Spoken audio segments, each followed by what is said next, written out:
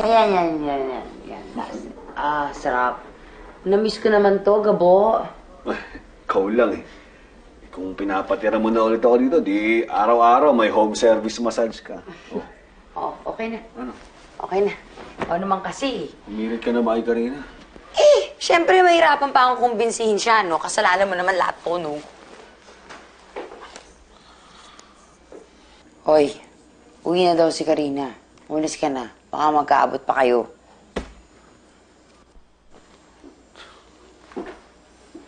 Isang naagna sa bangkay ng babaeng nakatuan. Ito ay si Doris Velasco, Gabo! 45 Gabo! taong gulang. Ayon na rin sa mga kaanak ng biktima, halos isang buwan nang hindi umuwi si Doris sa kanila. Sa ngayon ay hindi pa matukoy ng otoridad ang tunay na sanhi ng pagkamatay ng babae. Ngunit hinihinalang siya ay biktima ng salvage ayon na rin sa mga sugat. Gabo, ano gagawin natin?